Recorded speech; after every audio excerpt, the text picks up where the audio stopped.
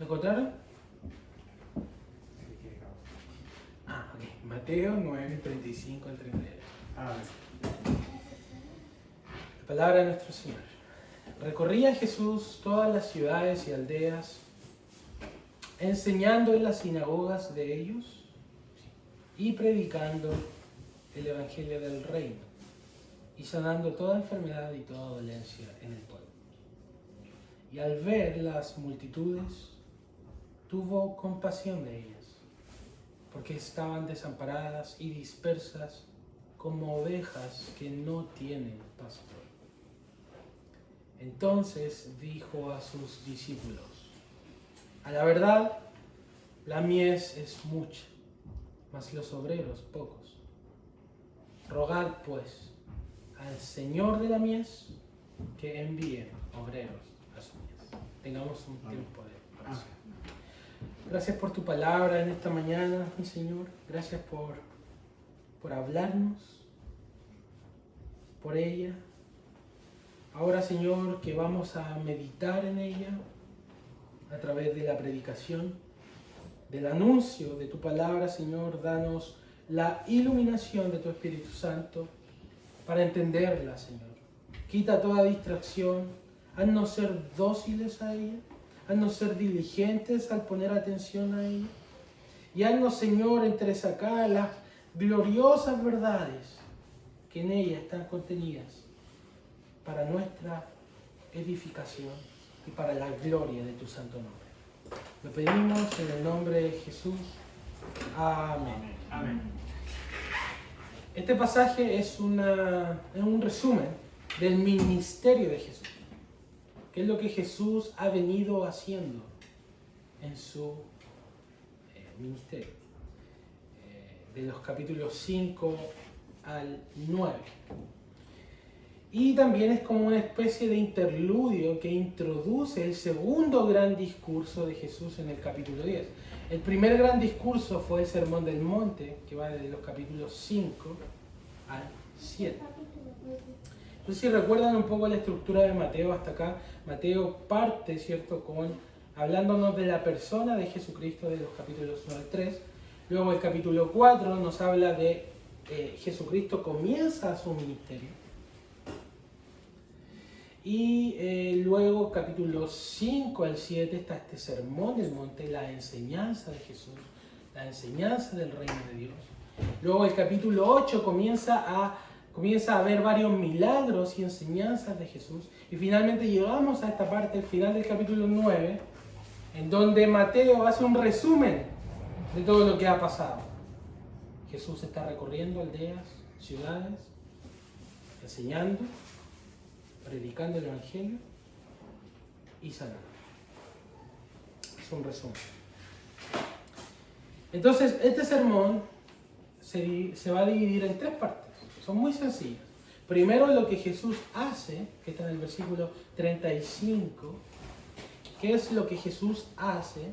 Luego, en el versículo 36, vamos a ver lo que Jesús siente. Y finalmente, versículos 37 y 38, vamos a ver lo que Jesús ordena, lo que Jesús manda.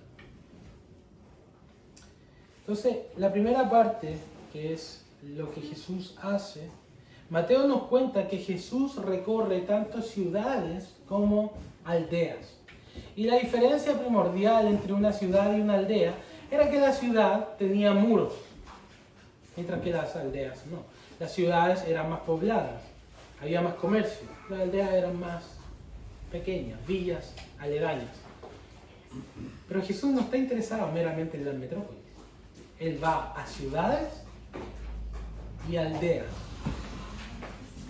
¿Y qué es lo que Jesús hace entre tanto que va de un lugar a otro? Él quiere alcanzar personas. Y hay personas tanto en las ciudades grandes como en las villas pequeñas. Pues Jesús no está interesado en las ciudades. Jesús está interesado en las personas. Entonces, Él va con el fin de alcanzar personas.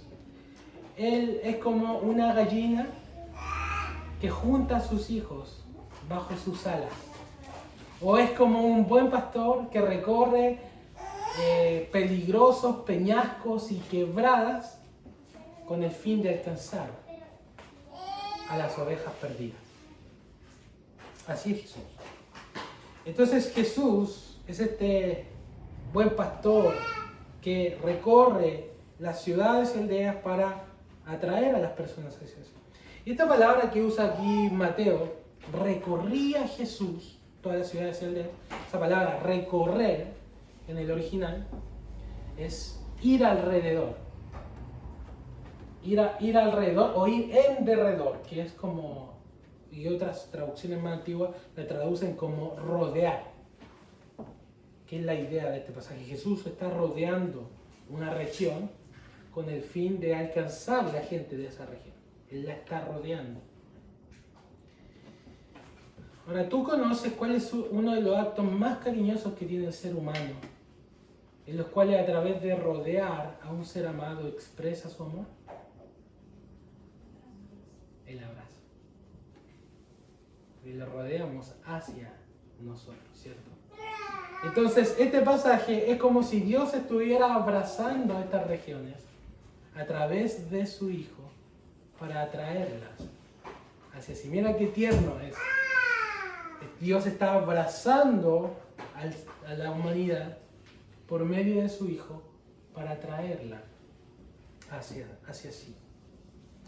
Jesús rodea aldeas enseñando, predicando y sanando. 3 cosas muy importantes que reflejan lo que Jesús hace. Enseña, predica y sana. 3 cosas que aparecen ahí en el versículo 35.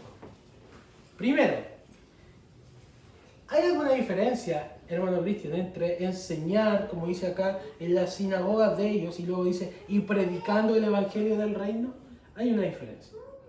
Enseñar, el lenguaje de los evangelios, implica comunicar la naturaleza del reino de Dios. O el reino de los cielos. O sea, ¿cómo es el reino de Dios? Por ejemplo, ¿a quién le pertenece el reino de Dios? Sermón del Monte. Bienaventurados a los pobres en espíritu, porque de ellos es el reino de los cielos. O bienaventurados los que padecen persecución, porque de ellos es el reino de los cielos. Eso es enseñanza, ¿se dan cuenta?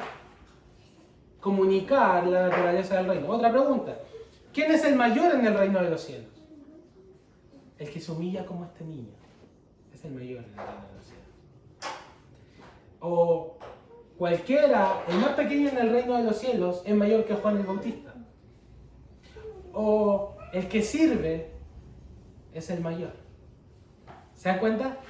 ¿Cómo es la naturaleza del reino de Dios? Esa enseñanza es lo que significa esta palabra que dice ahí, enseñaba en la sinagoga. De hecho, todo el sermón del monte, si ustedes leen Mateo 5 al 7, todo eso tiene que ver con cómo se comportan los ciudadanos del reino de Dios. Las parábolas, por ejemplo. El reino de los cielos es como un grano de mostaza. El reino de los cielos es como una red. El reino de los cielos es como un tesoro escondido. El reino de los cielos es como una perla. Todo eso son enseñanzas que Jesús nos habla de cómo es el reino de Dios.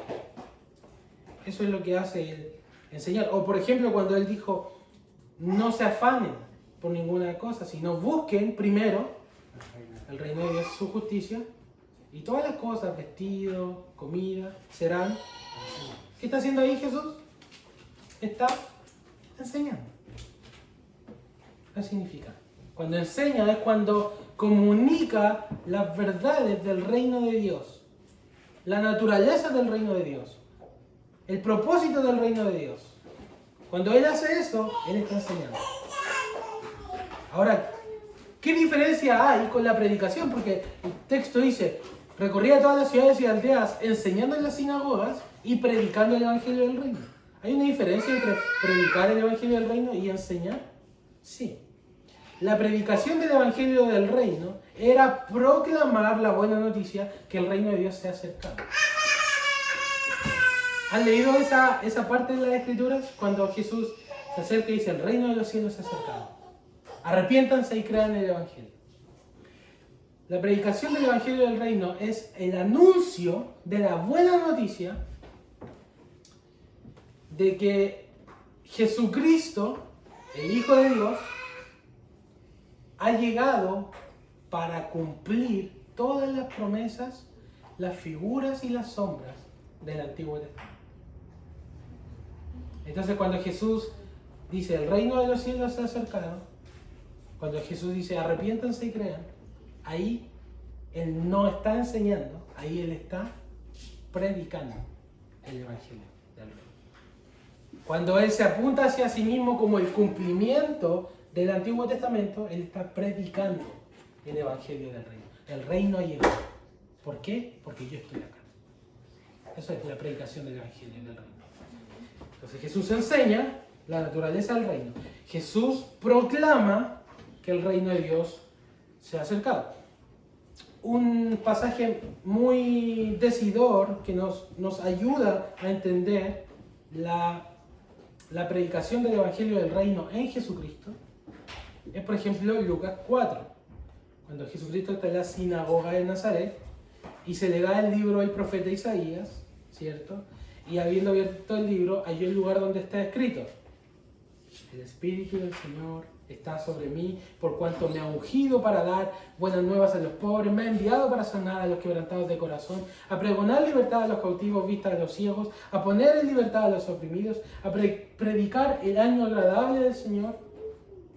Y enrollando el libro lo dio al ministro y se sentó, y los ojos de todas las sinagogas estaban fijos sobre él. Entonces les dijo: hoy se cumplió esto delante de ustedes. Eso es predicar el Evangelio.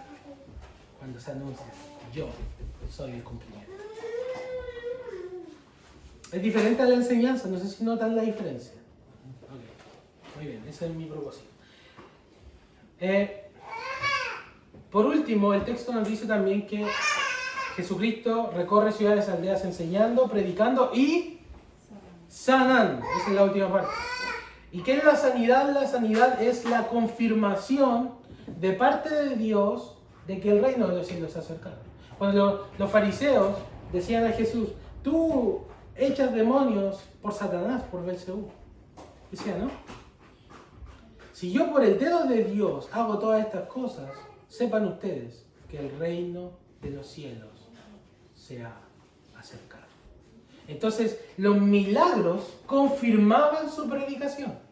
Lo que él decía era confirmado por su actividad milagrosa, milagros extraordinarios. Y eso nos dice algo de Jesús.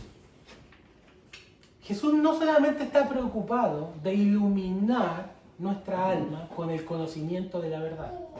Él lo hace a través de enseñarnos y predicarnos. Pero Él además también está preocupado de las necesidades físicas, de la dolencia de la gente. Cuando la gente está en angustia o en algún dolor particular, Jesús no es indiferente a eso. A veces nosotros pensamos que necesitamos solo hablar del Evangelio, pero nos olvidamos de que la gente también sufre. También pasa por momentos difíciles, pérdidas, dolores, enfermedades. Y Jesús atiende todo eso. Y el texto lo dice así: y sanando toda enfermedad y toda dolencia en el pueblo. Solo en el capítulo 8 y en el capítulo 9, solo en el capítulo 8 y en el capítulo 9, vemos que Jesús sana a un leproso, sana al siervo de un centurión, tiene poder sobre la fiebre. Jesús liberta a los endemoniados gadarenos. Jesús hace caminar a un hombre que no podía caminar, a un paralítico. Jesucristo, una mujer que estaba enferma durante 12 años por una enfermedad de menstruación, Jesucristo lo toca y ella se sana. Un padre viene a Jesucristo porque su hija acaba de morir en los brazos de su madre, su pequeñita. acaba de morir y le ruega. Y Jesús la resucita. ¿Se dan cuenta? Luego, 2 ciegos claman a Jesús, Jesús les da la vista. Un mudo endemoniado es libertado por Jesús y recibe el agua. Solo en los capítulos 8 y 9 vemos muchos milagros. Y Jesús sanando dolencias, preocupándose por las aflicciones de la gente. Eso nos habla de que aunque estamos en un mundo de dolor y miseria, Jesús está preocupado por ese dolor y por esa miseria. Y estamos viendo a un hombre que sana las consecuencias del pecado. Porque toda enfermedad, el COVID-19, todo eso de dónde viene,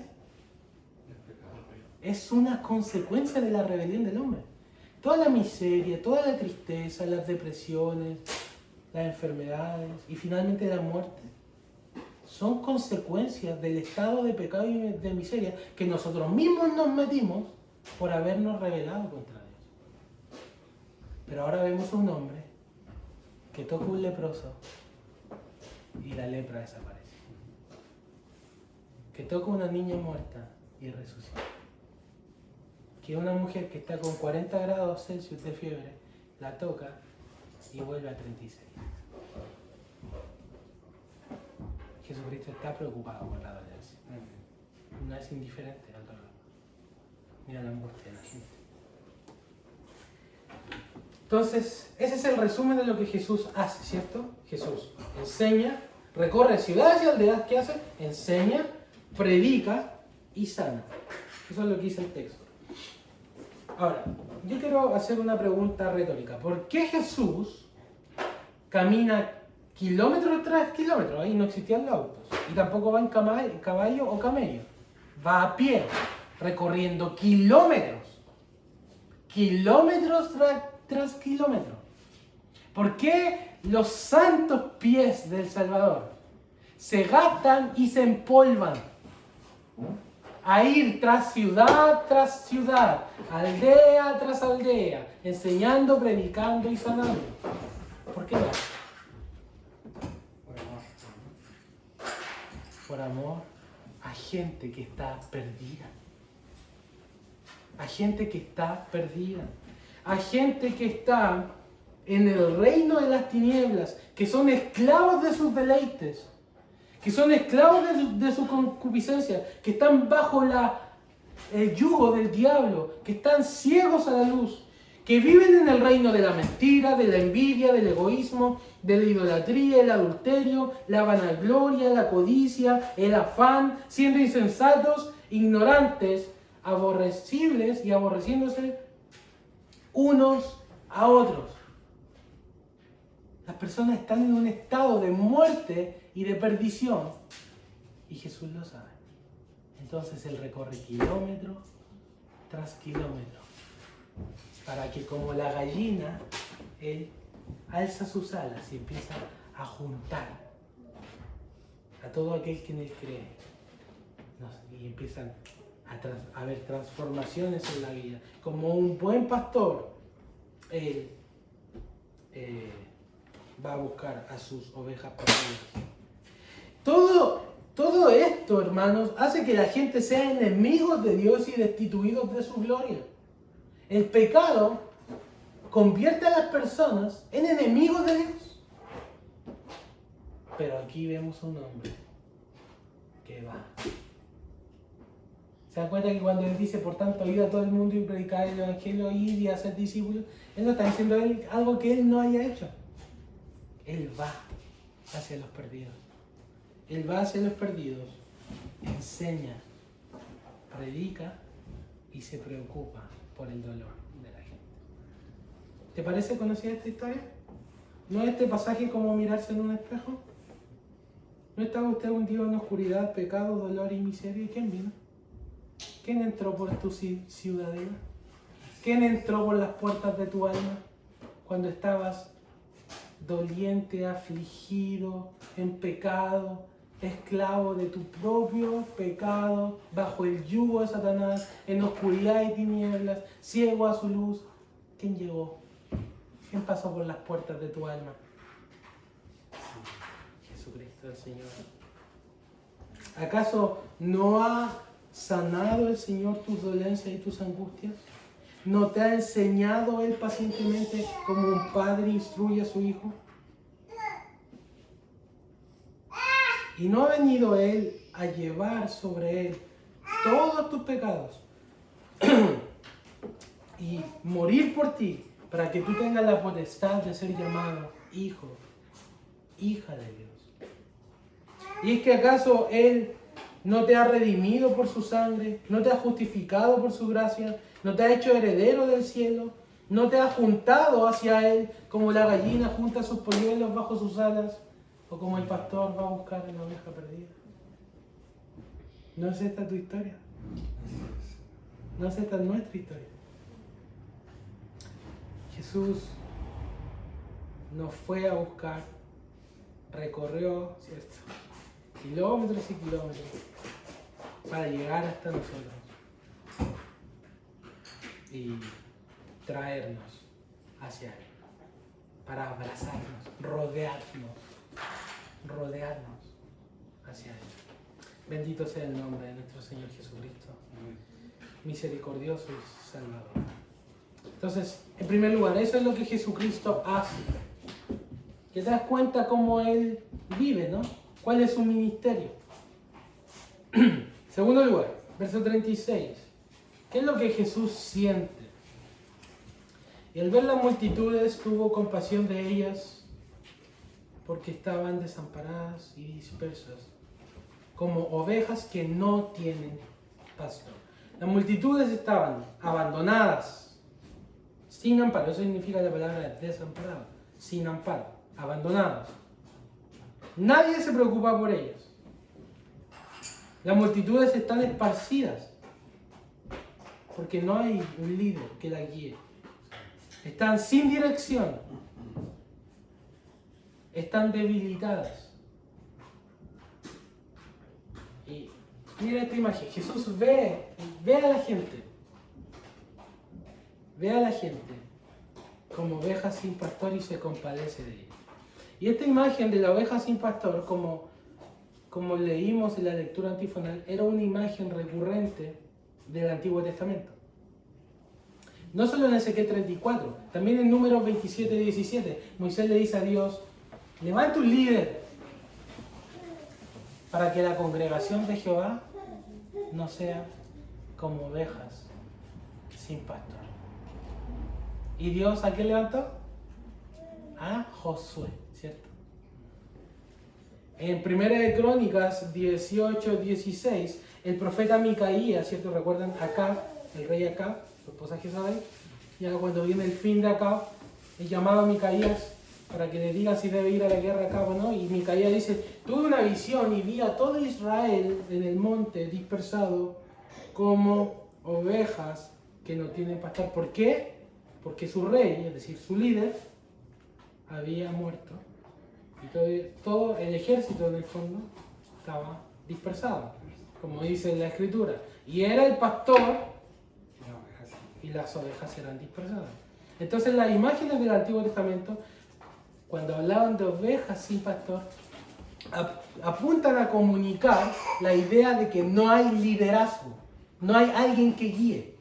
Y están todos vagando y perdidos, sin guía y sin dirección. Otro pasaje es Zacarías 10:2, donde el profeta menciona cómo los falsos profetas y los adivinos han hecho desviar al pueblo. Dice: los terafines han hablado vanos oráculos y los adivinos han visto mentira. Han hablado sueños vanos y vano es su consuelo. Por lo cual el pueblo vaga como ovejas y sufre porque no tiene pastor.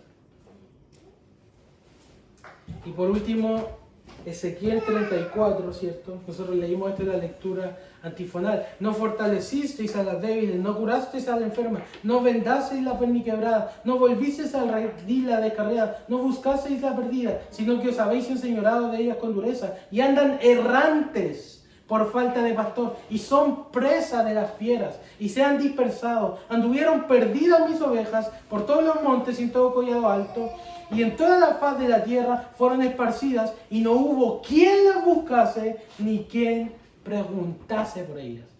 Es decir, nadie las ama. Nadie ama a los perdidos. No tienen pastores. Los pastores más bien se aprovechan de ellas, en lugar de servirlas y cuidarles.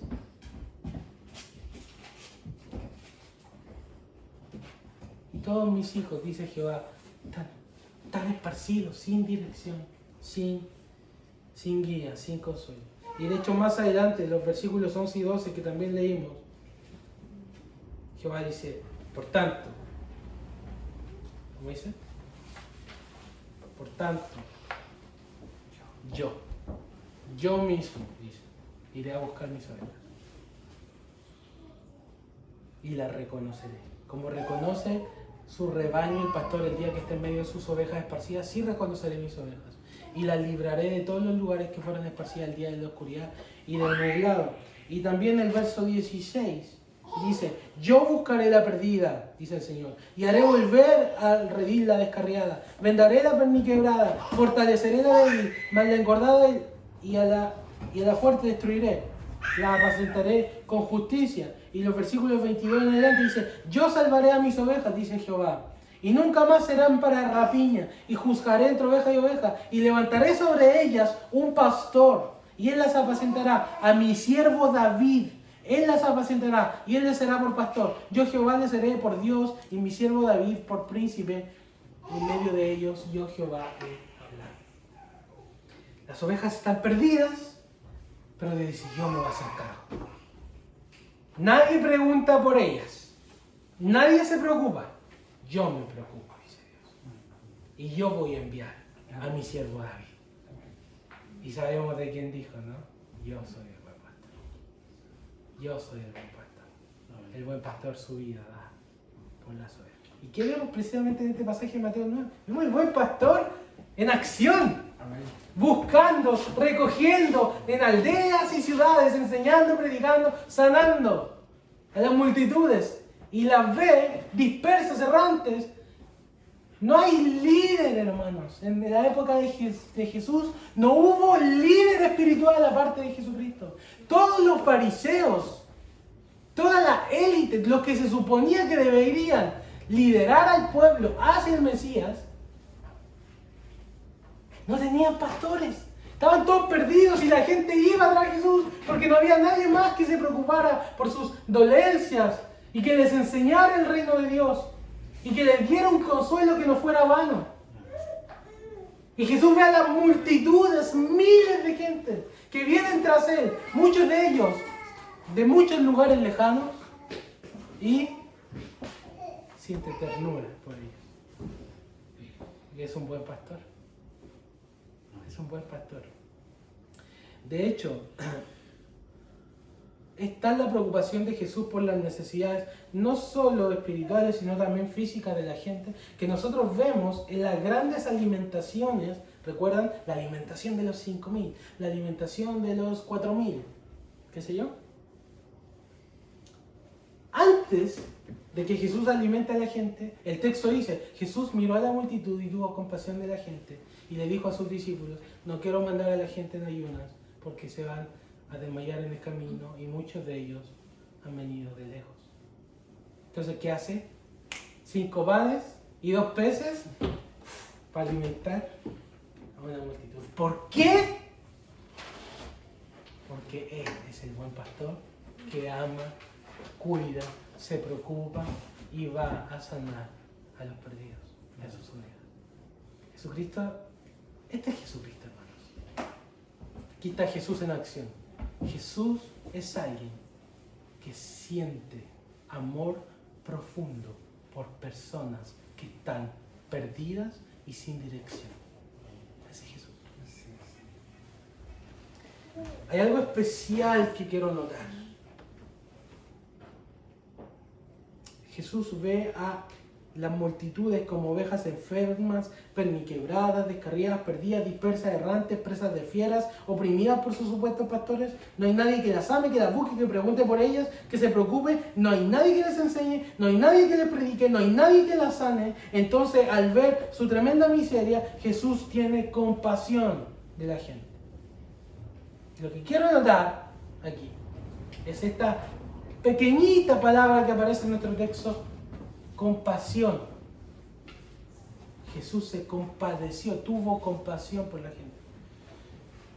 Yo nunca hago esto, pero esta vez lo voy a hacer, y es que voy a decirles cómo es esta palabra en el original griego, para que ustedes se den cuenta de qué palabra proviene. La palabra compasión en este texto es una palabra en griego muy extraña para nuestra pronunciación, que es esplagnionse. Así es la palabra que se utiliza en el griego. Esplagnionse. Que a su vez viene de la palabra esplagnon. ¿Y saben qué significa esplagnon en griego? Significa entrañas. Esa palabra esplagnon es usada cuando, por ejemplo, en Hechos, Pedro dice que Judas se cayó, se reventó y todas sus entrañas se desparramaron, todas sus esplagnon. La palabra esplagnon significa entraña. Entonces, lo que está diciendo acá Mateo es que las entrañas de Jesucristo se conmovieron. Para los griegos, las entrañas eran el asiento de las pasiones más violentas. Para los hebreos, las entrañas eran el asiento de los afectos más profundos. Entrañas es una parte íntima de nosotros, ¿cierto? Es lo más profundo que tenemos, por así decirlo. Está dentro de nosotros. ¿Te ha pasado alguna vez que has visto o oído una situación dramática y de repente algo dentro de ti como que se conmueve y como que suspiras, pero algo dentro de ti como que pasa? Eso es lo que quiere decir esta palabra.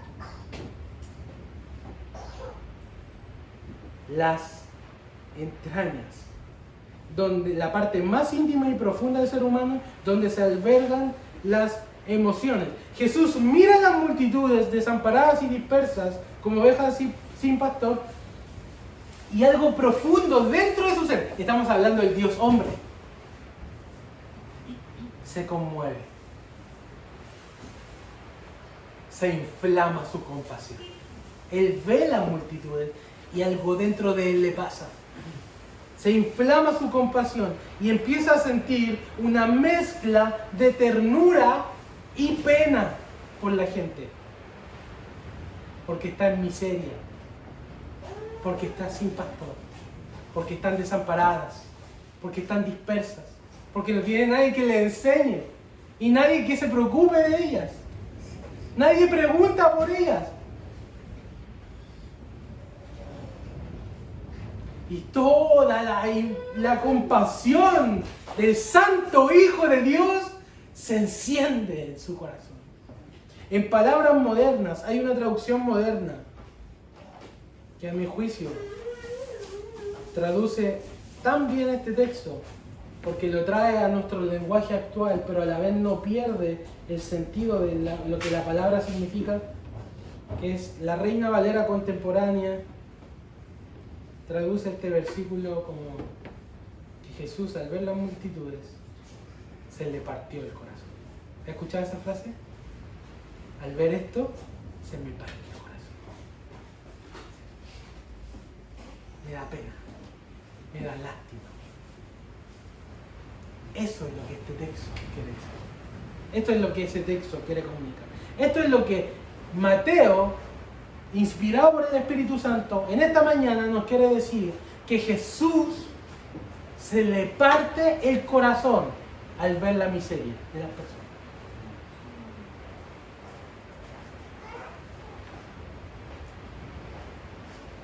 ¿Qué es lo que Jesús hace? Jesús recorre y recorre, va, rodea, camina y camina y camina, y los pies empolvados del Santo Unigénito, Hijo de Dios, van para buscar a la gente, porque luego cuando las ve, se enternece, se mueve sus entrañas, su corazón se parte, ¿no? ¿Qué nos enseña esto a nosotros? Que Jesús no es indiferente a nuestra miseria. Jesús no es indiferente a nuestro dolor. Él te mira con grande compasión. Su amor se inflama, no solamente cuando tenemos problemas físicos o emocionales. Su corazón también se parte cuando estamos lejos de Él. Cuando somos como ovejas sin pastor y andamos vagando de ídolo en ídolo, perdidos, quebrándonos un pie, cojeando espiritualmente, dañándonos, siendo presas del diablo, perdidos, errantes, dispersados, sin dirección. Nosotros pensaríamos que Dios nos mira y está airado contra nosotros, con condenación, pero lo cierto es que Jesús mira nuestro estado y se le parte el corazón por vernos errantes y vagando lejos de Él. Él se lamentó por la obstinada Jerusalén. Dijo, ¿cuántas veces quise juntar a sus hijos como la gallina junta bajo sus alas a sus polluelos y no quisisteis? No quisisteis venir a mí. Él se conmueve por los pecadores perdidos. Hermanos, Él se conmueve por ti. Él se conmueve por ti para salvación. Eso es lo que Jesús siente en el corazón. Cuando Jesús resucitó, Él no perdió su forma humana. Él aún es un hombre. Respira profundo con lo que te voy a decir. Él aún tiene un corazón que late en el cielo. Y Él aún tiene sus entrañas. Y su corazón se conmueve por nosotros. Y su corazón se conmueve por las personas que están errantes, perdidas, sin guía. Eso es lo que Jesús siente. Y eso es lo que Jesús hace. Eso es lo que hemos visto hasta ahora.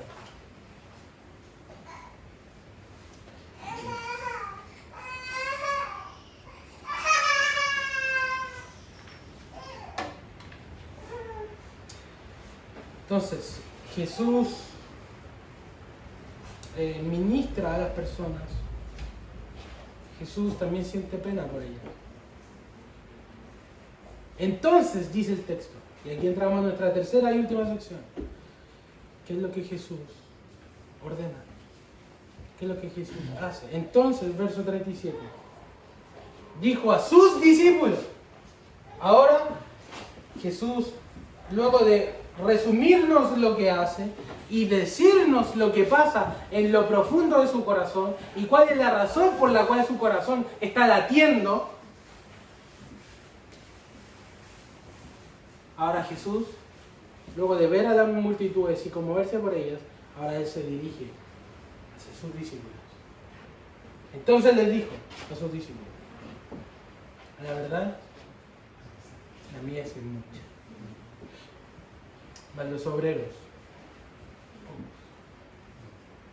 están perdidos, pues no tienen pastor, no tienen nadie que les lidere, que les enseñe, les predique y los sane, nadie que se preocupe por ellos. Los obreros son pocos.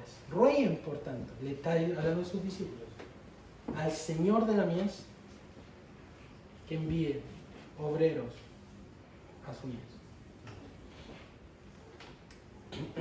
Fíjense que Jesús hace cosas, ¿cierto? Y Jesús siente cosas. Ahora yo les pregunto, ¿los discípulos de Jesús eran testigos de esto? ¿De cómo su maestro sanaba hasta el amanecer?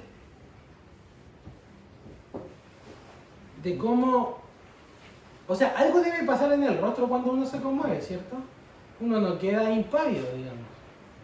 Algo pasa en nuestro rostro. Algo pasa cuando sentimos, se nos parte el corazón. Algo nos pasa. Los testigos, los discípulos eran testigos de esto. Ellos veían a su maestro. Entonces, Jesucristo provee un ejemplo práctico y real de cómo sus discípulos deben ministrar a los perdidos. Lo que deben hacer y lo que deben sentir. Porque el discípulo no es mayor que su maestro, ni el enviado que en que lo envía. Entonces, si Jesús está haciendo esto, la clave es aquí, es ustedes tienen que imitar. En el sermón pasado nosotros fuimos desafiados a la misión por el Jesucristo resucitado y porque Él tiene potestad en los cielos y en la tierra. Pero en este sermón somos desafiados a la misión por las manos y el corazón de Jesús. Como Él sirvió, como Él amó, como Él enseñó, como Él se preocupó. Eso es lo que nosotros debemos imitar. La mies significa las personas que necesitan entrar al reino de Dios. Y estas son muchas. Los perdidos son muchos. Los enfermos y los dolientes, los necesitados, son muchos. Y los obreros que se necesitan para enseñar, para predicar y para atender necesidades son pocos. Hay mucho campo y pocos obreros. Hay muchos perdidos y pocos predicadores.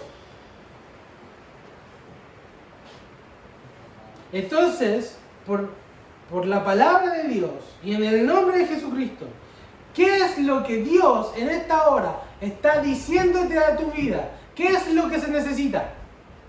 ¿Qué es lo que la misión necesita? La mies es mucha, los obreros son pocos. Pregunta, ¿qué es lo que necesita? Díganme, ¿qué se necesita? Obreros. Obreros, eso es lo que se necesita. Entonces este sermón es un cartel gigante que viene de parte misma de Jesús y ese cartel dice: se buscan obreros, porque la mies es mucha y los obreros son pocos. ¿Cuál es la orden de Jesús? Él dice a sus discípulos: oren, rueguen al Señor de la mies que envíe obreros a su mies. Eso presupone que los discípulos tienen que mirar la mies y tienen que sentir como Jesús se está sintiendo. Porque nadie va a orar sinceramente a Dios si no siente lo mismo, esa misma compasión que Jesús está sintiendo.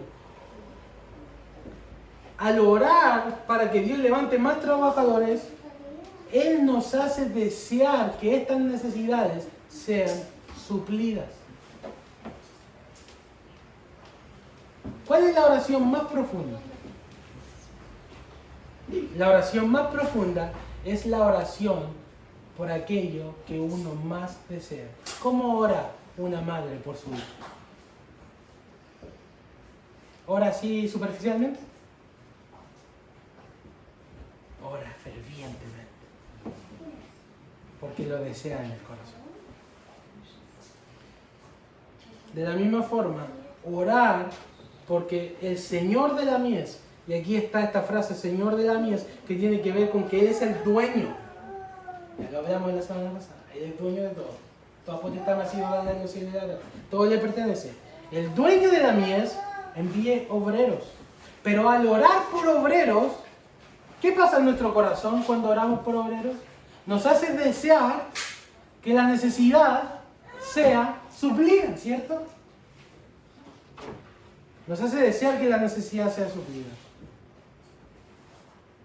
Entonces nos basta con saber que hay mucha mies, tenemos que anhelar que la mies sea recogida por los obreros. Tenemos que anhelar y soñar con tener muchos obreros porque hay mucha mies.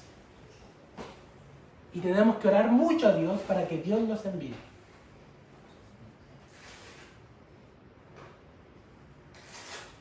Para que Dios despierte obreros, prepare obreros y envíe obreros. Porque la única forma de que la mies sea recogida no es con superevangelistas, ni es con obispos ungidos. La misión avanza con trabajadores. Más y cada vez más trabajadores. Con obreros. Así avanza la misión. Así se recoge la mies. Así se recogen los campos que están listos para la siega. Con trabajadores. No con gente de super ungida que convierte a miles de personas. Eso es extraordinario y no es común. Lo común es que Dios despierta muchos como hormiguitas y cada vez más hormiguitas para recoger el trabajo. ¿Qué necesita la misión? La misión necesita obreros. Porque la mies es mucha y los obreros pocos. Sí, hermano Cristian, lo entiendo. Se necesitan más obreros. Entonces oremos para que Dios envíe más obreros. Y oremos para que muchos trabajadores sean enviados. Y nosotros siempre pensamos, vamos a orar porque Dios envía obreros. Estamos pensando en otros. Dios envía más obreros. Señor, levanta más obreros. Pero tengan mucho cuidado. Porque cuando nosotros empezamos a orar por obreros, ¿sabes lo que pasa? Dios comienza a despertarnos a nosotros. Y los mismos que oran en el versículo 38 por más obreros para la mies del Señor, son los mismos que en el capítulo siguiente, en el capítulo 10, lea ahí el capítulo 10, la misión de los 12. ¿A quién envía Jesús? A ellos mismos. A los que oraron. Señor, envía obreros, envía muchos obreros. ¿Ok? Vaya usted. Usted es mi obrero. Pero ¿por qué el que ora es el que es enviado? Porque el que ora es el que desea que la necesidad sea cumplida. El que desea que la mies sea recogida. El que desea que la gloria de Dios sea única. Si nosotros tenemos ese deseo y estamos orando y dependiendo de Dios porque la misión sea cumplida, adivinen qué, sorpresa, Dios no va a enviar a otros, Dios te va a enviar a ti. Amén. Tú eres el trabajador que se necesita. Así que tienes que estar preparado. Porque el Señor en esta mañana está preguntando,